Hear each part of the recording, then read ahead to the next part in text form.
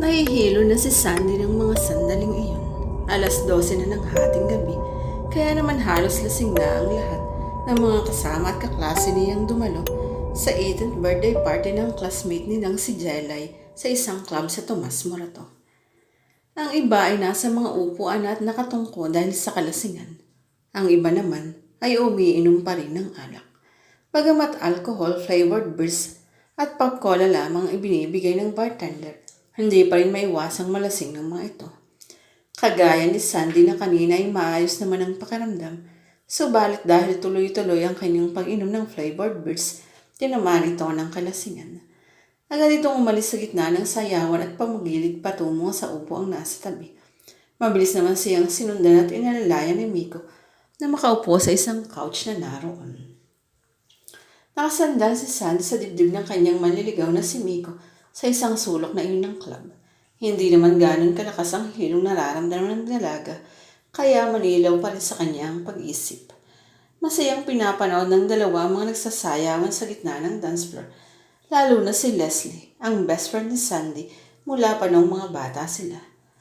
Kapitbahay ito ng dalaga kaya halos sabay silang lumaki ni Leslie.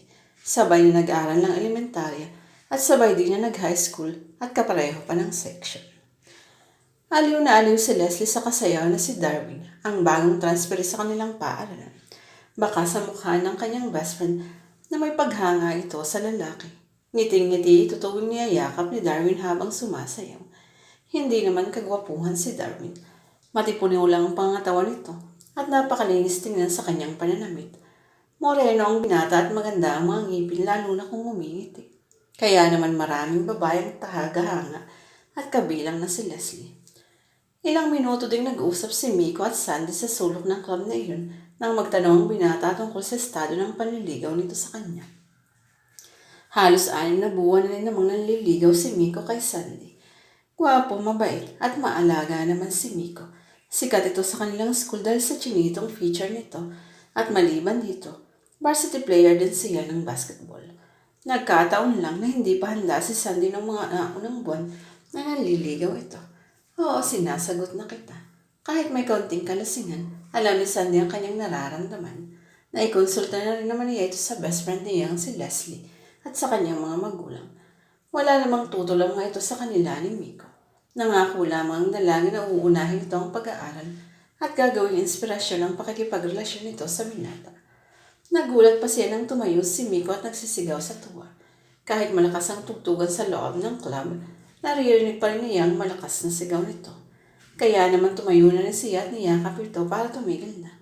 Basta uunahin muna natin ang ating pag-aaral at gagawin natin inspirasyon ng isa't isa. Okay? Kondisyon ni Sandy na agad namang tinanguan ni Miko habang tumutulo ang luha sa kasiyahan. Kaya na lamang ang pagiging emosyonal ng binata dahil sa tuwang nararamdaman. Unang pagkakataon niya itong magka-girlfriend at si Sandy pa.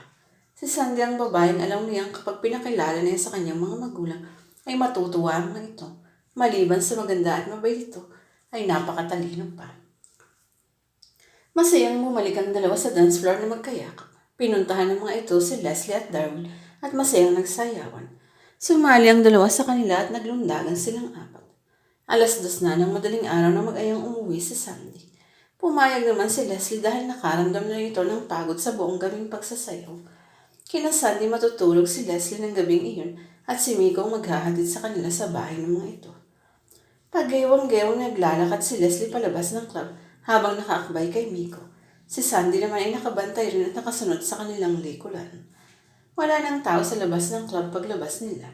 Nasa isang liblib kasing lugar ang nasabing lugar. Mangilan-ngilang taksi lamang dumaraan dito. Tuloy-tuloy nang naglakad ang 3 patungo sa isang bakanteng parking space kung saan nakapark si Miko. Medyo may kalayuan din ito, pero kaya naman nilang lakarin. Sa parking lot ay biglang nalugmok si Miko nang maalalang naiwanan ito ang susi sa loob ng kanyang sasakyan kanina. Bago sila lumabas patungong club, hindi malaman ng binata kung anong gagawin ito. Halos maiyak ito nang ibalita kina Sandy at Leslie ang sitwasyon. Hiyang-hiya ito sa sarili sa nangyari. Nahiya rin ng binatang kausapin si Sandy. Umupo sa gilid ng parking lot ang dalawang dalaga. Mangiyak-iyak din ang mga ito nang maalala nasa loob ng kotse ang lahat ng kanilang mga gamit. pera, cellphone at iba pa. Okay, wala naman na tayong magagawa. Kalmadong sabi ni Sandy na nagpapakapositibo. Maglakad na lang tayo palabas doon sa kanto at mag-abang ng taxi. Kahit sa bahay na lang tayo magbayad. Igisingin na lamang natin sina mama at papa. Halos maniklahod si Miko sa paghingi ng tawad sa dalawa. Naunawaan naman ito ni Sandy. Walang dapat sisihin aniya. Lalong humanga si Miko sa kabaitan ni Sandy at sa haba ng pasensya nito. Nagsimulang maglakad ang tatlo. Hindi na nagpaalalay si Leslie. Nawala ang kalasang nito sa nangyari, subalit may kaunting hilo pa rin siyang nararamdaman. Napadako ang tatlo sa isang madilim na kanto sa pag-abang ng taxi. Halos bakanting lote. Abandonadong gusali at mga malalaking puno na ang kanilang nakikita sa lugar na iyon. Malamlam din ang ilaw ng mga streetlights sa kanto. Kaya naman kahit alam nilang nasa syudad sila, may kaunting kaba at takot pa rin silang naramdaman ng mga sandaling iyon. Lalo na si Miko dahil wala talaga silang nakikitang mga taong pwede nilang lapitan kung mayroon mang kapahamakang mangyayari sa kanila. Ilang minuto pa ang lumipas ay may dumaang taxi. Naglulundag sa pagkaway si Miko para tumigil ito, subalit tila hindi sila nakita ng driver at dire-diretso lamang ang takbo nito. Nadismaya naman si Leslie sa nangyari. Maya-maya pa ay nagsukay ito sa tabi ng malaking punong akasya dahil sa tindi ng pagkahilo. Halos puno ito ng suka ang mga nakausling ugat ng matandang puno. Alalang-alala naman si Sandy habang hinahagod ito ang likuran ng kaibigan. Maya-maya pa ay may isa pang taksing paparating. Dahan-dahan ang takbo nito. Maaaring nakita sila ng driver kaya titigilan sila nito at pasasakayin. Nilingon ni Sandy si Miko na nasa bandang likuran at ginitian. Gustong iparating ng dalaga sa binata na okay na. May sasakyan na sila, mapapara. Napasimangot na lamang si Sandy nang makitang may pasaherong sakay pala ng taxi. Tatlong babayang nakaupo sa likod nito. Laking pagtataka ni Sandy nang pinara pa rin ito ni Miko. Pero bago papuntahan ng lalaki ang tumigil na taxi, ay tinawag ito ng dalaga at pinalapit ito. Miko, may sakay si kuya. Paliwanag ng bulong ni Sandy nang lumapit sa binata. Ha? Walang sakay? Kaya ako nga pinara eh. Nagulumihan ang dalaga. Alam niyang nakita niyang tatlong babaeng pasahero. Subalit naisip na baka lasing lamang siya at sinisenyas na niya ang binata na bumalik at kausapin o kontratahin ng driver. Ngunit pagbalik ni Miko ay wala nang saksi. Hindi maunawaan ng dalawa kung paano bigla itong nawala. Wala naman silang narinig na umandar na sasakyan palayo sa kanila. Halo-halong emosyon ang naramdaman ni Sandy, pag-aalala sa kaibigan, takot sa kasalukuyang sitwasyon at kilabot at kababalaghan sa nagaganap ng mga oras na iyon. Sa kabutihang palad napadaan si Darwin sa kantong iyon. Eksaktong pauwi pa lamang ito galing sa birthday party. Kaysa nung nangyari sa inyo, gusto niyo bang ihatid ko na kayo? Nakakahiyaman sa party ni Miko. Siya na ang nagpaliwanag kay Darwin sa nangyari. Pagkaiwan ng susi sa loob ng kanilang sasakyan, na agad naman itong naunawaan. Lumabas ito at inalalayan si Leslie para makasakay sa backseat kasama si Sandy. Sa likuran lamang na ito pinaupo para kahit papano ay makahiga ito. Samantalang nasa driver seat naman pumesto si Miko.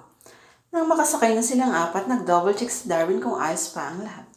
Sa pagtataka ni Sandy biglang natahimik at natulala ang binata ng mapadpad ang tingin nito sa likurang bahagi ng sasakyan na kinauupuan nila ni Leslie. Ayos ka lang bro? Tanong ni Miko na tulang binata. Nakatingin pa ito sa likurang upuan. Yap, ayos lang. Ibinaling nito ang paningin sa harapang kalsada at pinandar na ito ang sasakyan at umalis na sila sa lugar na iyon. Habang tumatakbo ang sasakyan, hindi nakatiis si Sandra. Di na ikwento ng dalagang nangyari sa taksing may sakay na tatlong babae na dumaan kanina at pinara ni Miko. May naalala ko. Biglang seryoso si Miko. Naalala daw nito ang nakakatakot na kwento tungkol sa isang taxi na may plakang PRI 2280. Napatingin si Sandy sa tahimik na si Darwin.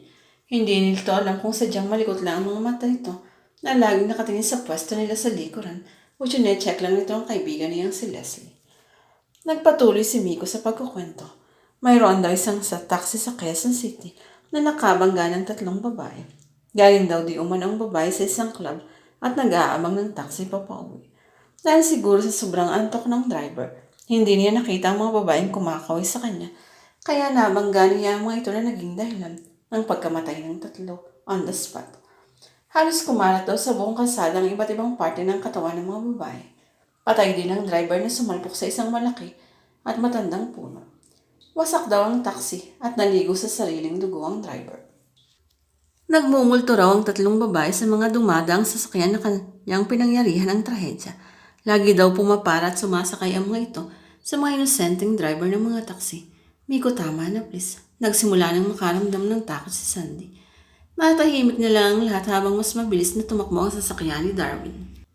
Pagdating sa tapat ng bahay ni Sandy, taos-pusong nagpasalamat si Miko kay Darwin habang inaalalayan ng binata si Leslie papasok ng gate ni Sandy. Samantalang si Sandy naman ay kinausap ang binatang may-ari ng sasakyan. Darwin, alam mo, dito ka na rin matulog muna sa bahay. Wala yung kuya ko na may-ari ng isang kwarto. Sama na lang muna kayo ni Miko roon. Ang lalim na kasi ng gabi. Baka mapahama ka pa sa daan. Salamat, Sandra, pero okay lang. May kailangan pa kasi akong ihatid eh. Ha? So babalik ka pa niyan? Ngumiti lang ang binata at nagpaalam kay Sandy. Habang papalayo ang sasakyan ni Darwin, limungin si Sandra para kawayan ng binata. Halos mahimatay ang dalaga nang makita ang tatlong babaeng nakita niya kanina sa taxi na nakasakay